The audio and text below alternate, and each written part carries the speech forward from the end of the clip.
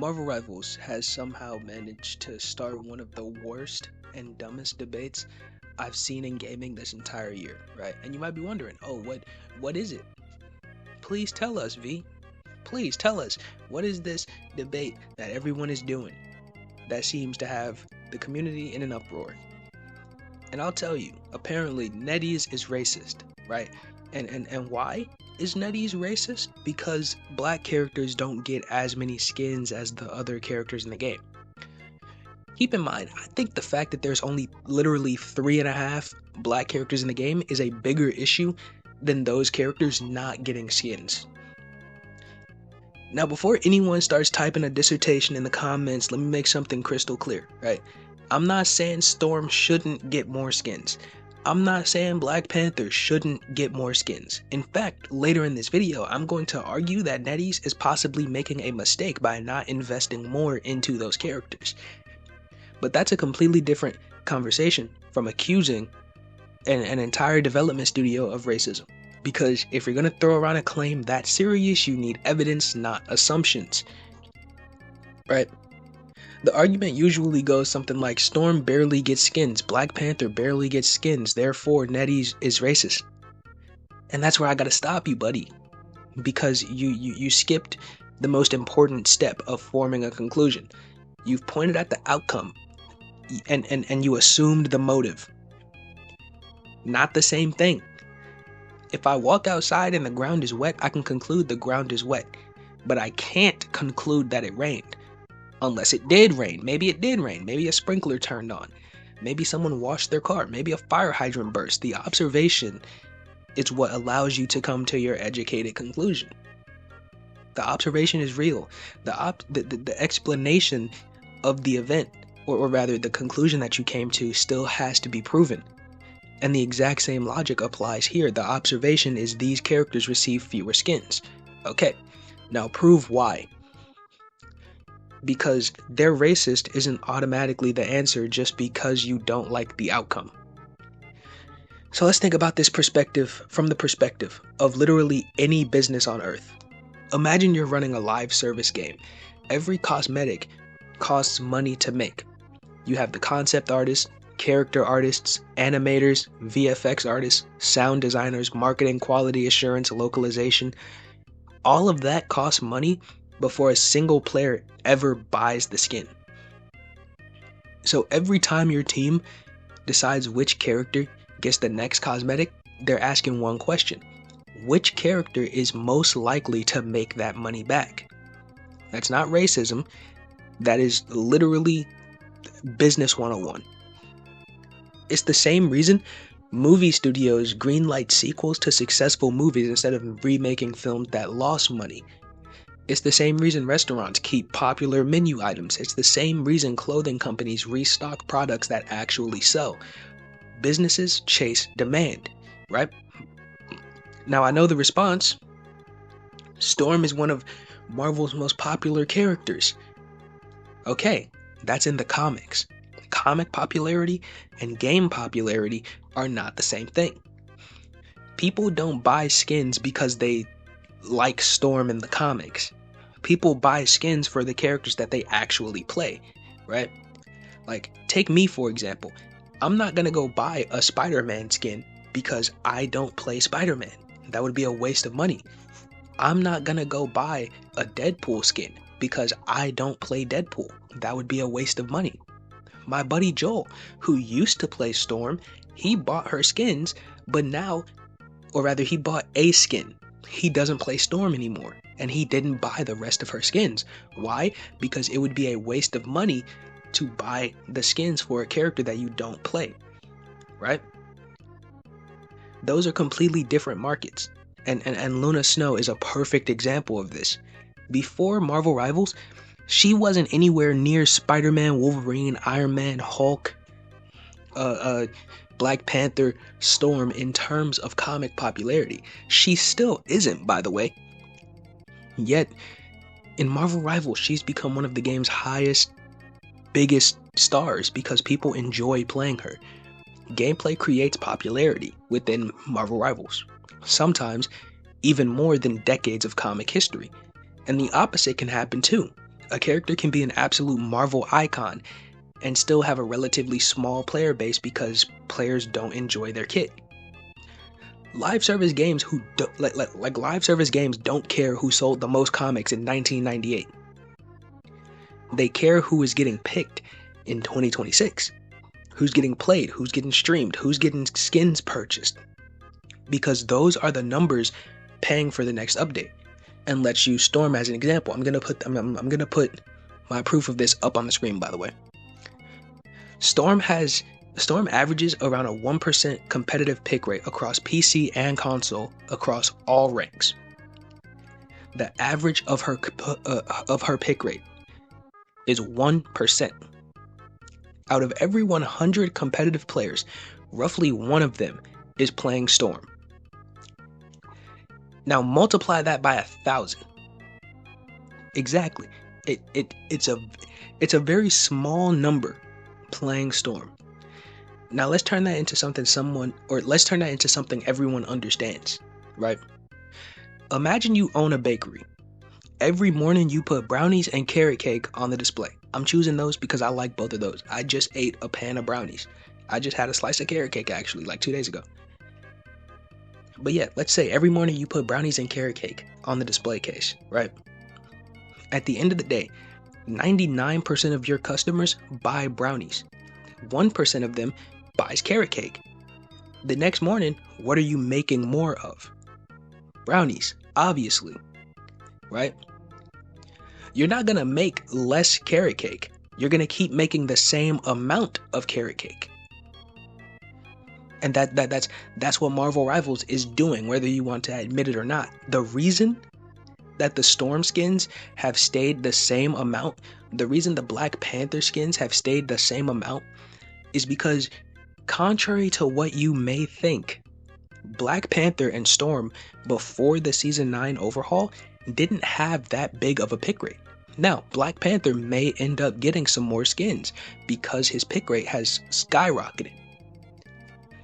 But again, what are you making more of after 99% of your customers purchased a brownie over a carrot cake?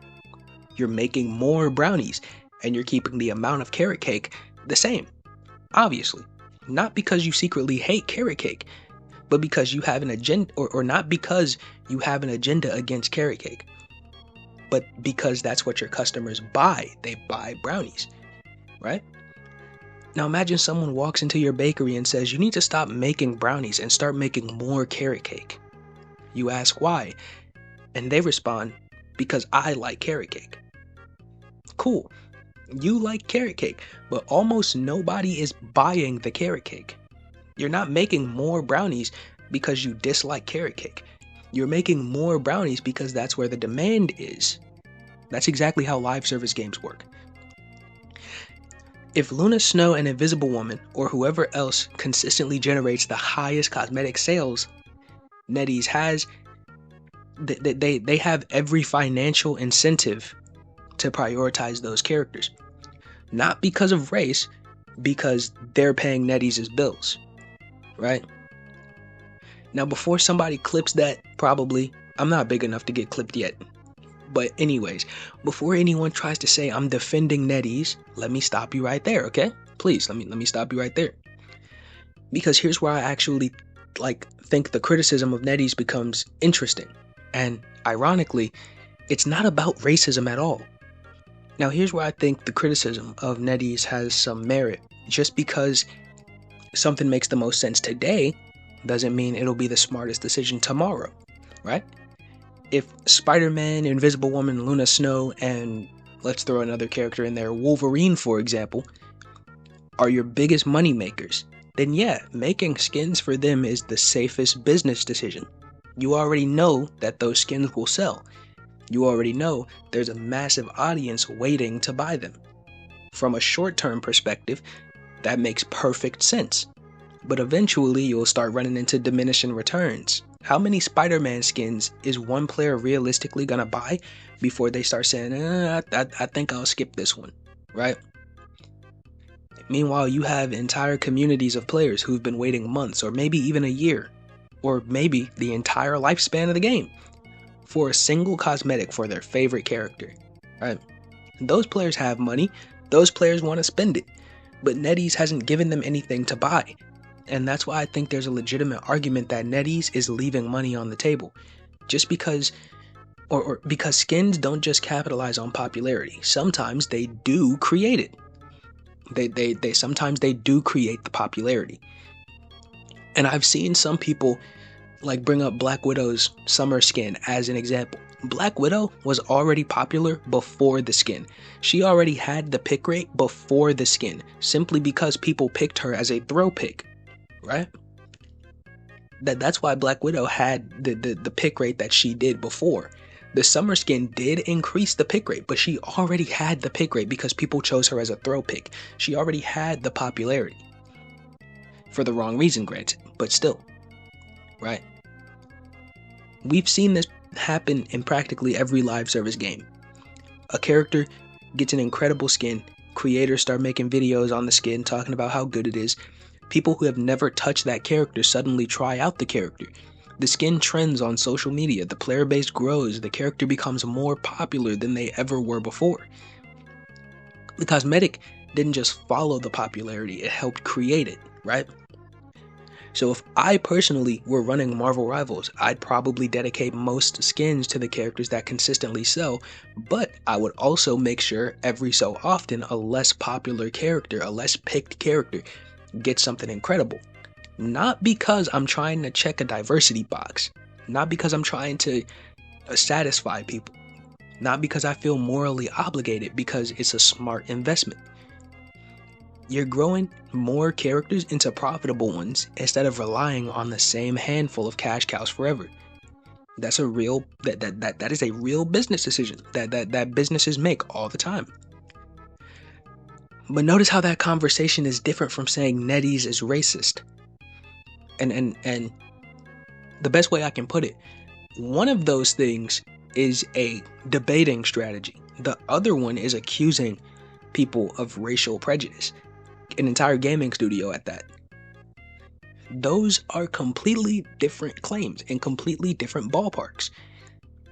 Now here's the counter argument I keep seeing. Storm doesn't sell because NetEase doesn't give her skins. That's possible. It definitely is. It genuinely is possible. But here's the problem. You don't know that. Neither do I. You're taking a hypothetical and then you're like putting it up as if it's a fact.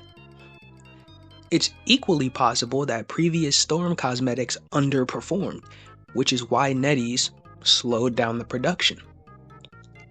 Unless someone leaks NetEase internal sales data, nobody outside that company knows which explanation is true. And when two explanations are possible, you don't automatically jump to the one that accuses people of racism. You go with the explanation that actually has evidence behind it. Another thing people keep bringing up is comic popularity. Storm is one of Marvel's most popular, biggest characters. Sure, and again, comic popularity doesn't automatically become in-game profitability. Even if it did, Luna Snow wouldn't be Marvel Rivals' biggest star. She wouldn't be the literal poster girl of the game. Because players buy skins for the heroes they spend hundreds of hours playing, not necessarily the ones they grew up reading, right? Because if that was the case, I've been reading Marvel comics literally since I believe I was like 4 years old. So literally for the past 14 years of my life, I have been reading Marvel comics. And I'm not buying Spider-Man skins. Number one, because I don't play that character. It would be a waste of money. Number two, I grew up with that character. I was there for a lot of the bullshit that they do with Spider-Man's character. All of the regression, all of the advancement, all of the regression again. But just because I grew up with that character, that doesn't automatically mean I'm going to want to go buy those skins. Because that's a poor investment for me, because I don't play that character. Right? The people who enjoy playing the character and the people who like grew up with that character, reading that character in the comics, are more often than not two different audiences. And this isn't even unique to Marvel Rivals, right? League of Legends has champions that get skins constantly because Riot knows they'll sell. Overwatch has heroes that Blizzard clearly prioritizes. Fortnite rotates back to the same collaborations because those are proven sellers. This isn't some weird Marvel Rivals conspiracy.